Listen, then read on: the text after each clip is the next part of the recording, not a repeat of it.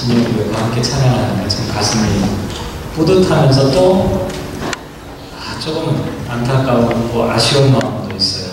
이 자리가 참 많았는데 빈자리가 또 보여져서 너무 또 가슴이 아프고 또 그런 생각이 드네요. 이제 또 이번 주에 주중에 토론토에 가서 이동성 장로님과 박순영 권사님도 만나고 왔는데 그 사이 너무 뭐랄까 이 그리운 마음 그런 마음이 가신 지 얼마 안 되셨지만 그런 마음도 울컥 또 생겨나더라고요. 오늘 찬양을 또 이렇게 하니까 그 생각도 나고 참 그렇습니다. 어쨌든 우리 신영교회 또 힘을 모아서 다른 어떤 것보다 가장 큰 목소리로 찬양해 주신 것 같아요. 네, 써주신 분들에게 감사드리고 또 이 찬양이 하나님께 온전하게 상달되어졌을 거라 저도 생각해 봅니다. 지난 한 주간 동안 토론토 큰빛교회에서 열린 노예 잘 다녀왔습니다. 여러분들도 뉴스를 통해서 다 소식을 들으셨겠지만 이 큰빛교회는 좀 사연이 있는 그런 교회입니다. 어떤 사연이냐면 큰빛교회를 담임하시던 임현수 목사님께서 북한 선교를 하러 가셨다가 북한에서 체포되었고 지금까지 종신교화형을 선고받고 억류되어 복역하고 계시는 그런 상황입니다. 그 교회에 가서 예배도 드리고 노예도 진행하였는데 저희들이 모임을 할 때마다 또 기도를 할 때마다 북한에 억류되신 임현수 목사님을 위해서 계속해서 기도하는 시간을 가졌고요. 그래서 아주 특별한 의미가 있는 그런 노예였지 않나 이런 생각을 해보게 됩니다. 또 이번 노예는 저희 캐나다 지역에는 캐나다 동노예가 있고 캐나다 서노예가 있습니다. 마니토바를 중심으로 동서를 나눠서 동노예와 서노예가 갈라지게 되는데요. 14년 전까지는 캐나다에 교회가 이렇게 많지 않아서 하나의 노예만 있었습니다. 그런데 점점 커지니까 동노예와 서노예가 나눠지게 되는데 분리되고 나서 중간에 한두 번 이런 모임들이 있었지만 같이 모여서 예배드리고 정식으로 노예를 같이 하는 것은 17년 만에 처음이었습니다. 그래서 두 노예가 함께 만나는 귀한 시간을 갖게 되었고요. 근데 하필이면 이렇게 일거리가 많을 때 제가 노예에서 일을 맡아서 이런저런 심부름을 하고 또 일을 해야 했기 때문에 저로서는 상당히 분주하고 또 바쁜 시간들을 보내게 되었습니다. 특별히 또 이쪽에 서쪽에 계신 목사님들이 동쪽에 토론토에 가실 기회가 별로 없잖아요. 그래서 가신 김에 2박 3일 동안 몬트리올과 케벡을 다녀오는 그런 일정도 계획을 하고 있어서 그 준비까지 다 해야 되는 상황이어서 저는 가서 좀 고생을 했어요. 좀 알아주시라고 제가 말씀드리는 겁니다. 너무너무 힘들고 피곤하고 그래서 막 감기에 그냥 고생을 많이 했어요. 그런데 금요일 날 이제 모든 일정이 다 끝났습니다. 그래서 저는 비행기가 6시 반 비행기를 끊어놔서 다른 분들보다 제가 좀 1시간 내지 2시간 정도 일찍 출발하는 비행기를 끊었어요. 왜냐하면 빨리 가고 싶어서. 이제 집에만 가면 좀 쉴 수 있겠지 하고 몬트리올 공항에서 비행기를 기다리고 있는데 이게 웬일입니까? 제 비행기만 딜레이가 되는 거예요. 다른 분들은 그냥 착착착 아무 문제 없이 순서대로. 처음에 제가 제일 먼저 간다고 인사했는데 다시 돌아와가지고 비행기가 좀 늦게 갈 것 같습니다. 좀 이따 가시고 저만 혼자 그 몬트리올 공항에서 남아서 기다리게 되었는데 처음엔 6시 반에다가 7시로 그 다음에는 8시 반 나중에 9시 반 방송으로 얘기를 해요. 지금 출발하면 밴쿠버에서 제가 뭐 빅토리아에 곧장 게 없으니까 밴쿠버에서 갈아타야 되는데 밴쿠버에서 빅토리아 들어오는 비행기가 끊어졌을 것이다. 그러니 선택을 하는 거예요. 저보고 몬트리올에서 하룻밤을 자든지 아니면 밴쿠버에 가서 하룻밤을 자든지 그건 뭐 언제 갈지 모른다는 거예요. 어쨌든 선택을 하고 만약에 여기서 잘 거면은 호텔을 예약해 주겠다. 아니면 밴쿠버에 예약을 해주겠다. 이렇게 이제 얘기를 했어요. 그래서 고민을 하다가 아무래도 빅토리아 가까운 데까지는 가는 게 좋겠다. 왜냐하면 그래도 몬트리올보다 밴쿠버가 훨씬 낫잖아요. 심리적으로. 그래서 나는 기다리겠다 하니까 그날 그 비행기를 타게 됐다는 사람들 중에 한 3분의 1 정도 되는 사람들이 다 돌아갔어요. 다른 보딩 패스를 받아가지고 다음날 편이나 이렇게 이제 호텔 물론 예약이 된다고 그러니까 아마 좋다고 하고 갔겠죠. 근데 저는 뭐 원래 새벽 기도도 하기로 했고 또 주일이 바로 코앞인데 어찌됐든 밴쿠버를 가면 거기서 비행기가 연결이 안 되면 페리를 타고라도 들어올 수 있으니까 저는 남아서 기다리겠다 이렇게 이제 공항에 남아 있었습니다.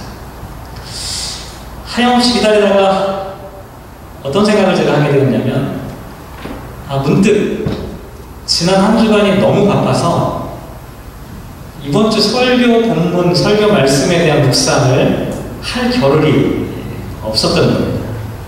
전사님이 이제 메일로 성경 본문을 보내주시기 시작했잖아요.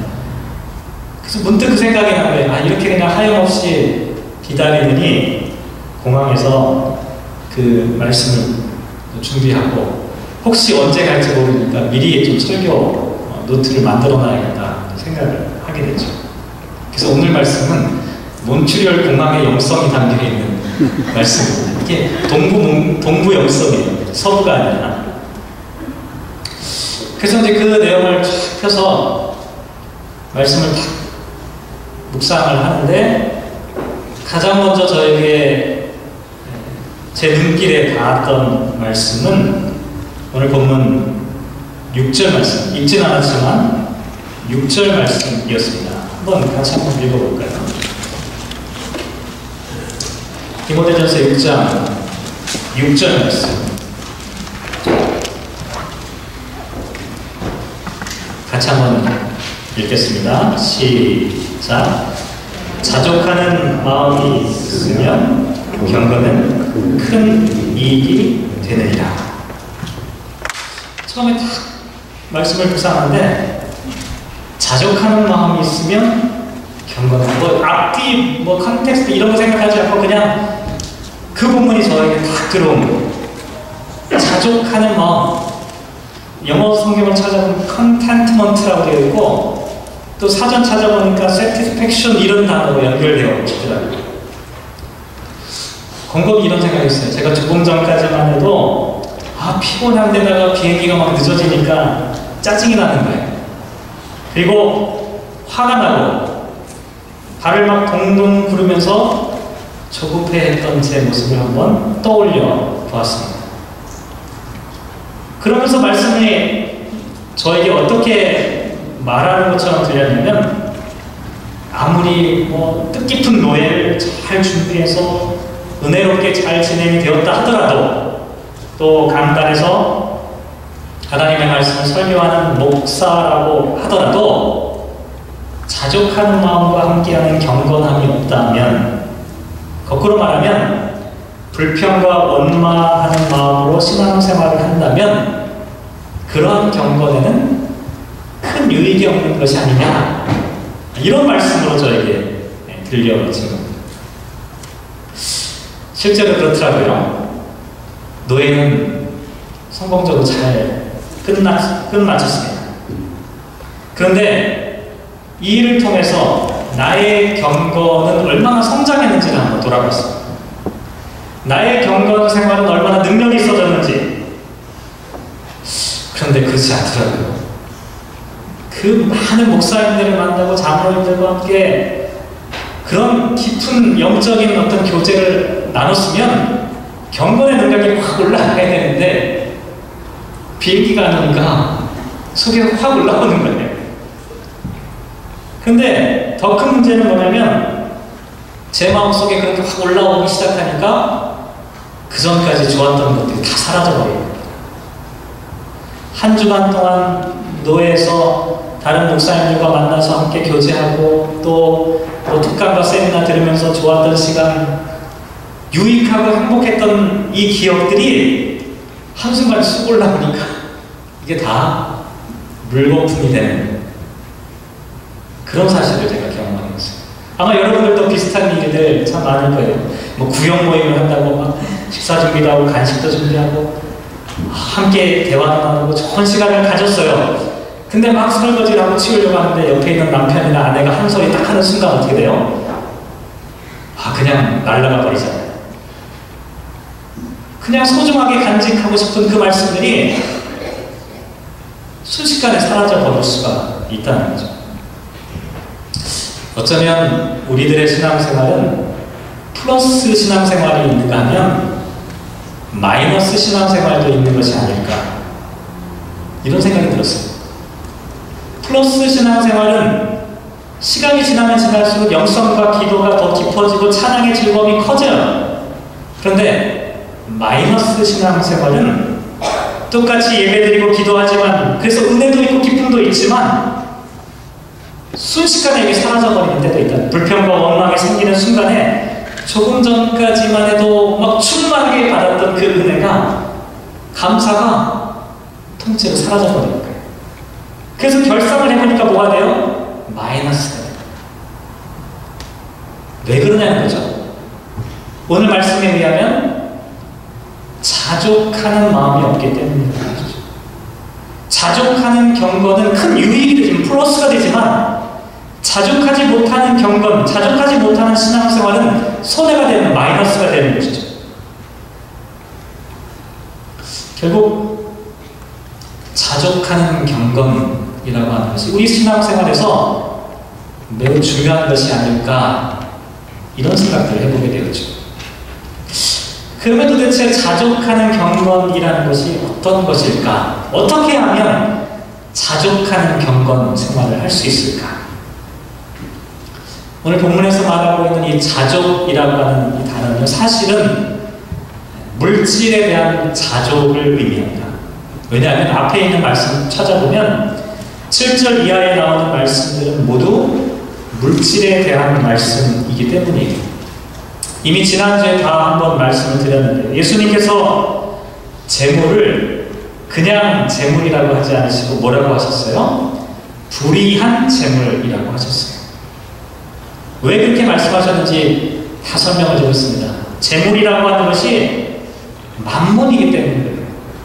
우리들의 마음속에 뭔가 심적인 전능함이 있는 것처럼 우리를 속이는 것이 물질, 재물이기 때문에 그냥 재물이라고 하지 말고 불의한 재물이라고 말씀하시는 것이죠.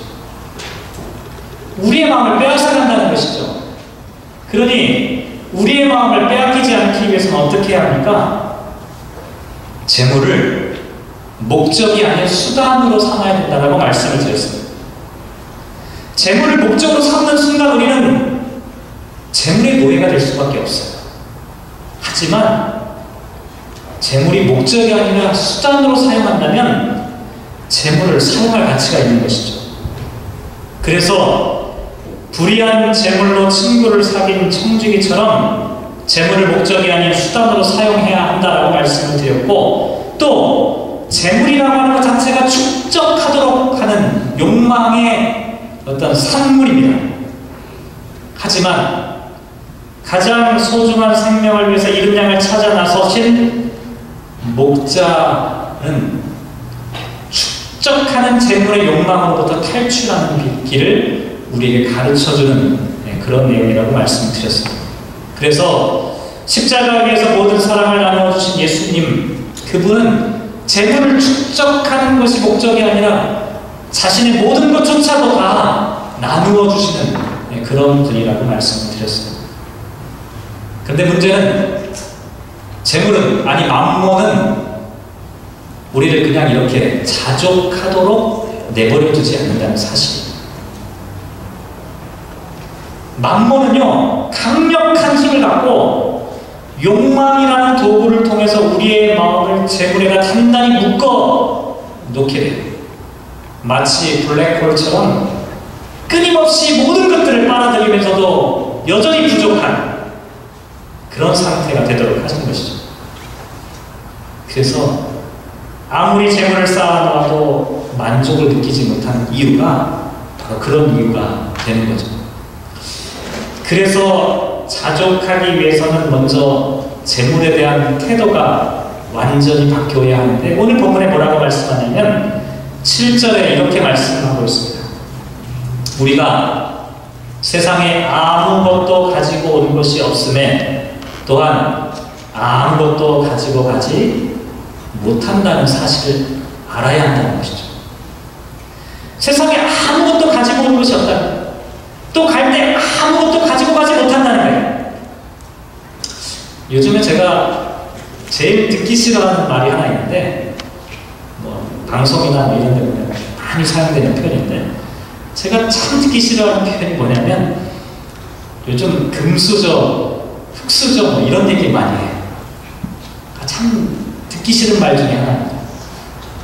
이게 무슨 얘기인지 여러분 아마 다 아실 겁니다. 부의 대물림 현상 혹은 가난의 대물림 현상을 상징적으로 나타내는 그런 표현인데요. 이런 말이 생긴 걸 보면 오늘 우리가 살아가는 이 시대가 얼마나 세속화되어져 있는지, 얼마나 반성경적이고 반기독교적인지 하는 생각을 제가 하게 돼요.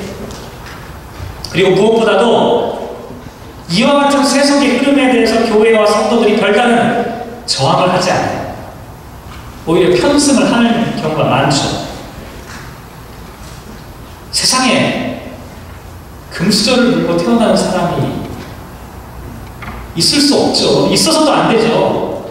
성경의 정신은 무엇입니까? 우리에게 분명히 말씀하시죠. 우리가 세상에서 아무것도 가지고 온 것이 없다는 거예요. 그리고 이 세상을 떠나갈 때 가지고 갈 수 있는 것도 없다는 거예요. 이걸 모르니까 사람들이 어떻게 합니까? 이걸 알지 못하니까 사람들이 욕망과 욕심 때문에 무엇인가 자기 것들을 다음 세대에도 누리게 할 수 있으리라고 착각한다는 거예요. 만약에 우리가 이 세상에 가지고 온 것이 아무것도 없다는 사실을, 또 가지고 갈 수 있는 것이 아무것도 없다는 사실을 안다면 우리의 자족함은 시작될 수가 있을 거예요. 하나님께서 우리에게 주신 모든 것들은 사실 은혜로 주신 거예요. 왜냐하면 우리가 처음부터 갖고 있었던 것들이 아니기 때문에. 이 사실을 아는 사람에게는 모든 것이 은혜고 감사해요. 그런데 금수저가 있다라고 생각하는 사람은 어떻게 생각합니까? 끊임없이 불만족한 거예요. 부족한 거예요. 더 많이 채우기를 원하는 것이죠. 더 큰 다이아몬드 수저를 아마 찾겠죠. 흙수저라고 하는 사람들은 어떻겠습니까? 금수저를 바라보면서 원망과 불평, 분노와 시기를 갖게 되는 거예요. 세상이 그러니까 깨져나가는 겁니다. 성경의 정신으로부터 떠나 있으니까 사람들의 마음 가운데 이런 분열과 갈등이 생기는 거예요. 아무것도 우리는 갖고 온 것이 없는데, 아무것도 우리가 갖고 갈 것이 없는데, 물질은, mammon은 우리를 평가하는 겁니다. 여기에 속아 넘어가면 또 8절 말씀에 보면 이런 말씀이 기록되어 있습니다. 우리가 먹을 것과 입을 것이 있은즉 족한 줄로 알 것입니다. 제가 공항에 딱 있는데 목사님들하고 같이 이렇게 저녁에 기다리고 있으니까 그 팀홀튼에 가서 그 치즈하고 이렇게 해가지고 뭐 빵이랑 해가지고 어떤 목사님이 다 음식을 해주셨어요. 근데 이제 어떤 한 20몇 분이 거기서 기다리다가 이제 몇 분이 일찍 가니까 그 빵이 남은 거예요. 그리고 제가 인사를 다 하고 갔다 와보니까 그거 못 드시고 가신 분이 있더라고요. 그래서 빵이 막 많이 남은 거예요. 음료수 담고 가보니까 먹을 게 잔뜩 있어요. 아, 참 먹을 것도 있지. 또 비행기가 늦어지니까 그런 서비스 하더라고요. 그 트레이를 갖고 와가지고 거기에 뭐 물이랑 음료수랑 쫙 넣어놓고 미안하다고 마음껏 드시라고. 아, 그러니까 얼마나 좋아요. 그 선배 목사님들이 사다 주신 음식도 있죠. 그 다음에 공항에서 서비스로 갖다 주는 물이나 음료수도 잔뜩 있죠. 제가 말씀을 묵상하는데 이게 꼭 저한테 하는 말씀. 먹을 것과 입을 것이 있으면 족한 줄로 알아라. 그런데 자족하기가 참 어렵더라고요. 제가 말씀을 묵상하는데 정말 어떻게 이 말씀이 이 시간에 나에게 이렇게 주어질까 하는 생각을 하지 않을 수가 없었어요. 하나님이 저한테 말씀하신 먹을 것과 입을 것인데 자족해야지. 제가 막 속에서 확 화가 나니까 카운터를 몇 번을 왔다 갔다 하는 내가 목사인데 빨리 가야 된다. 그 사람이 막 웃었을지도 모르고 우리가 자족하게 참 어려워요. 오히려 어떻게 됩니까? 9절 말씀에 보면 시험과 올무에 빠져 해놓은 욕심에 떨어져요. 10절에 보면 돈을 사랑함이 일만 악의 뿌리가 되는 줄도 모르고 돈을 탐내다가 미혹을 받아 결국은 어떻게 됩니까? 믿음에서 떠나고 이 말씀이 너무너무 가슴 아픕니다. 끝에 보면 근심으로 자기를 칩니다. 근심으로 자기를 칩니다. 오늘날 살아가는 사람들의 모습이 이 말씀 그대로 아닐까요? 근심으로 자기를 칩니다. 돈 때문에 자살하고 돈 때문에 이혼하고 돈 때문에 형제간에 싸우고 돈 때문에 우정도 이웃도 다 사라져버린 세상. 돈 때문에 자기의 정신도 찔러버려요. 돈 때문에 영혼을 갈려먹어요. 돈 때문에 자족하지 못하는 경건이 유익이 없을 뿐만 아니라 근심으로 자기를 찔러가는 이 상처, 이 아픔을 남기는 이 세상이라는 것이죠. 그런데 11절 말씀부터는 완전히 바뀌죠. 11절의 말씀에 이렇게 시작합니다. 오직 너 하나님의 사랑아.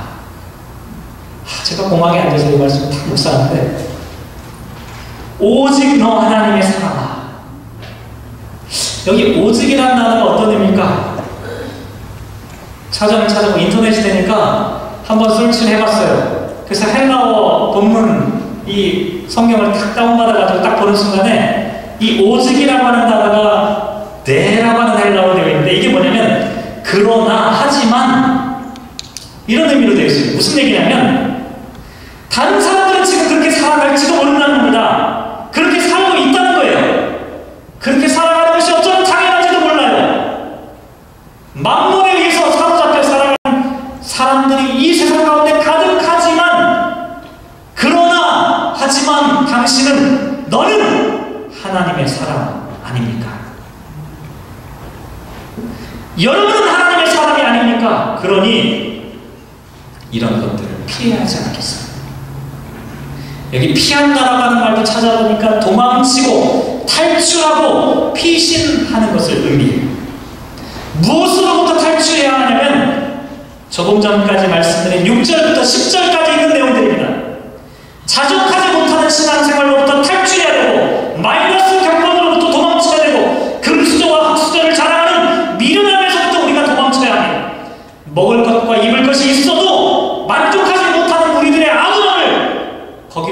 탈출해 나와야 돼요.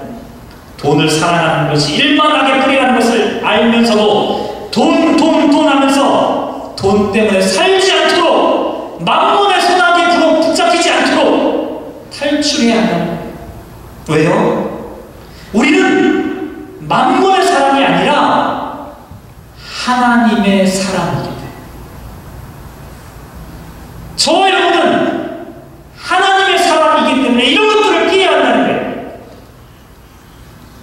그런데 그 다음에 읽어보니까 소극적으로 피하는 것만 있는 것이 아니더라. 적극적으로 따라야 하는 것도 있다라고 말씀하시는데 11절 하반절에 보니까 의와 경건과 믿음과 사랑과 인내와 온유를 따르라 이렇게 말씀합니다. 이게 참 성경이 재밌는 게요, 여기 따른다라고 하는 단어는요 조금 전에 피한다라고 하는 앞에서 이런 것들을 피하라고 하실 때 그 피한다라고 하는 동사의 사역형으로 되어 있어요.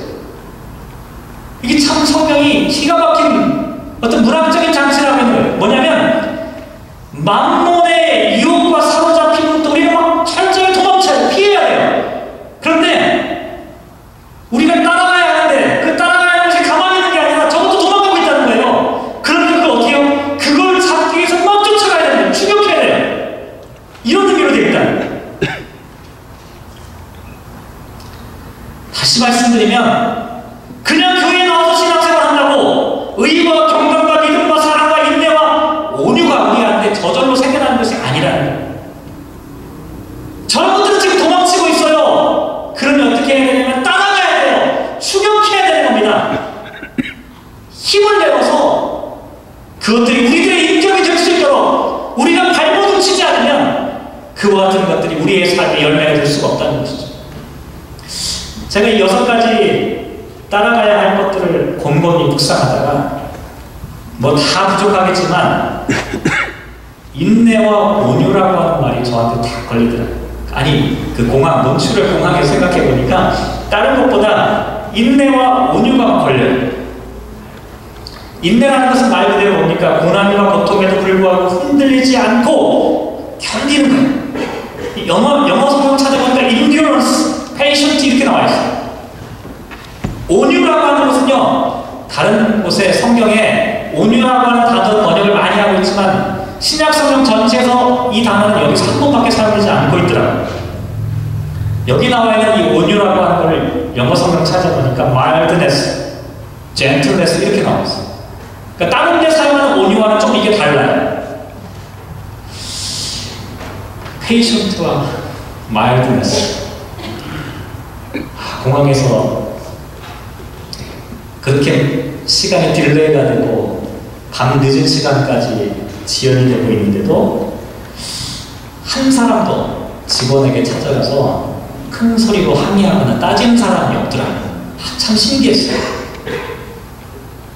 그냥 조용히 줄 서가지고 가서 서건서건 얘기하다가 그냥 돌아와요. 저도 몇 번 가서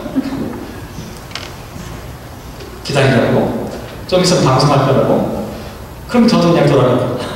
아니 왜냐면 다들 그렇게 하니까 제 속에서는 막 당장 뭐라고 얘기하고 싶은데 영어도 안 되는 데다가 사람들이 이렇게 페이션트하고 있어요.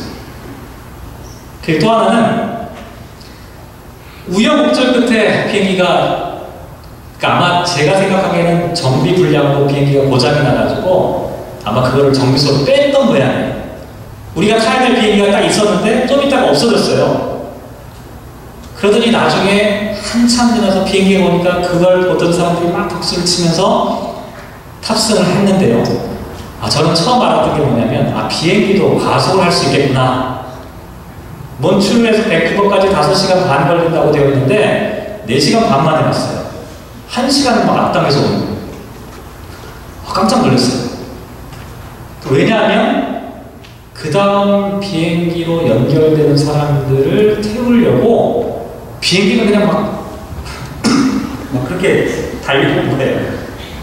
근데 밴쿠버 공항에 다 도착할 때쯤 시차가 3시간이 있으니까 몬트리올이 이미 새벽 2시, 3시만 넘어가는데 이제 12시가 되는 거죠. 밴쿠버 공항에. 12시 전에 도착하기 위해서 그렇게 온 거예요. 그런데 기장이 착륙하기 직전에 방송을 하는 겁니다. 지금 몇몇 승객들이 다음 비행기를 갈아타야 되는데 시간이 너무 타이트하다는 거예요. 혹시라도 밴쿠버가 목적지인 사람들은 그 자리에 그대로 앉아주시고 갈아타야 될 분들이 빨리 갈아탈 수 있도록 협조해달라고 안내방송을 다 했어요. 근데 정말 보통의 경우는 비행기가 딱 내리고 그 안전벨트 사인 딱 꺼진 순간 어떻게 다 일어나서 짐을 꺼내잖아요. 아무도 안 일어나는 거예요. 그리고 정말 다음 편을 타야 될 사람들 몇 사람들, 거기에 저도 포함되어 있죠. 그 사람들만 딱 일어나서 짐을 꺼내서 나가는데도 그냥 앉아있는 거예요. 제 옆에 있던 아줌마가 저에게 행운을 빈다면서 놓치지 말고 잘 타라고 인사를 해주고 여전히 앉아요. 덕분에 저는 비행기에서 내리자마자 5분 만에 활주로에서 기다리고 있는 빅토리아의 마지막 비행기를 탈 수 있었어요. 저에게는 조금 생각하게끔 하는 일들이었어요. 이 사람들은 왜 이렇게 친절한 거지? 이 사람들은 어떻게 그 상황에서 누가 알겠어요. 나도 다음 연결편이 있다라고 생각하고 그냥 일어나버리면, 너도 나도 일어나버리면 정말 내려야 할 사람들이 못 내릴 수 있잖아요. 이런 거는요, 제가 보니까 어느 날 갑자기 되는 게 아니더라고요. 오랜 기간 동안 훈련되어지고 교육되어지고 다듬어진 후에 일어나는 일이에요. 그 비행기에 사람들이 다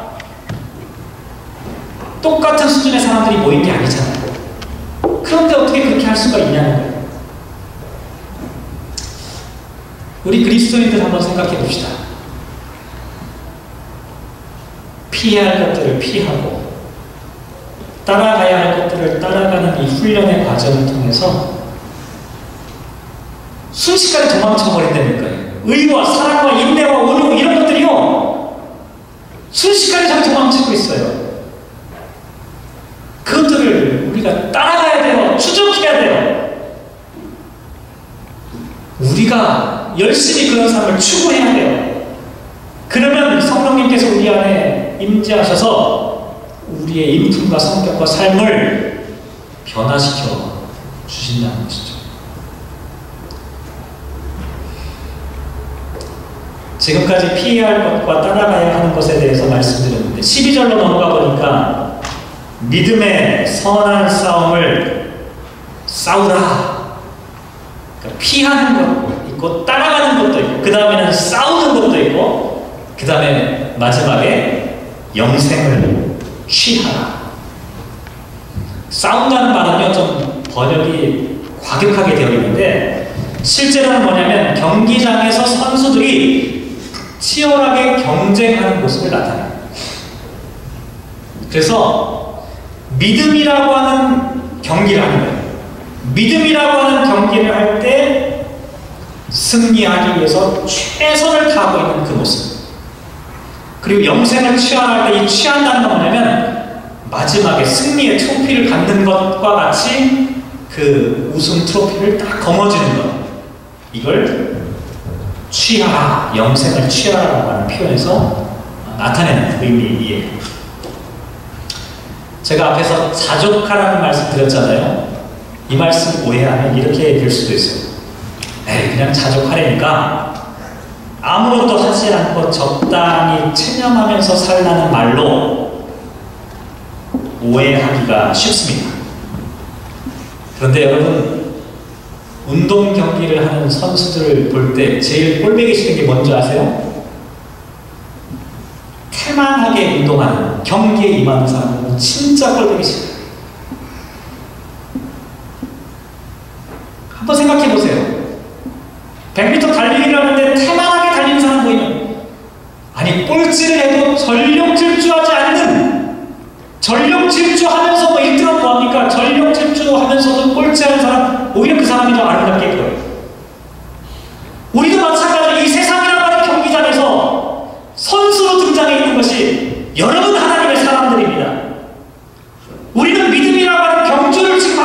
레이스를 하고 있는 중이에요. 그런데 이 레이스를 태만하게 하는 사람, 신앙에 땀을 흘리지 않는 사람, 정말 꼴 보기 싫은 사람. 제가 그렇다는 게 아니라 하나님이 보시기에 그럴 거예요. 더군다나 이 경주가 무엇을 목표로 한 거냐면 이터널 라이프의 영원한 삶을 쟁취하는 그런 경주에 우리가 지금 참여하고 있는 사람들이기 때문이라는 것이죠. 말씀을 마무리하겠습니다. 빅토리아 한인교회 성도 여러분, 아니 오늘 성경에 나와 있는 표현대로 하면 제가 너라고 하고 싶은데 너라고 하면 반말이 되니까 여러분 하나님의 사람들에게 당부드리고 싶습니다. 옛날에 이런 이야기가 있었어요. 경건한 사람들이 말씀을 늘 묵상하고 기도하는 자세를 유지하면서 길을 걸어가다가 너무 말씀에 묵상하다 보니까 어떻게 돼요? 나뭇가지에 이마가 팍 해가지고 이마에서 피가 흐르는 거예요. 그러니까 주변에 있는 사람들이 이마에서 피가 흐르는 그 사람을 보면서 야 진짜 얼마나 경건하면 말씀을 묵상하고 기도하다가 지나가다가 나뭇가지에 걸려서 피가 날 정도가 되겠냐 이렇게 생각을 했죠. 그런데 나중에 사람들이 어떻게 되었냐면 경건하게 보이려고 집에 나오기 전에 자기 이마를 벽에다가 찢는 거예요. 그러면 밖에 나올 때 어떻게 돼요? 피가 철철철 나는 사람들이 그걸 보고 이야 경건하다. 진짜 경건이 뭘까요? 진짜 경건은요, 오늘 말씀에 있는 그 내용이에요. 우리가 아무것도 가지고 오는 것이 없고 가지고 갈 것도 없다는 사실을 알기에 누구 앞에서도 진실하게 살고 마음을 빼앗기지 않고 자족하는 마음으로 살아가요. 성도 여러분, 피할 것들을 피하고 따라가야 할 것들을 따라가고 애쓰고 힘써서 우리의 가슴 속에 영원한 삶이라고 하는 그 하나님의 약속, 그 열매 누리시는 저와 여러분 되시길 주님의 이름으로 축원합니다. 기도하겠습니다.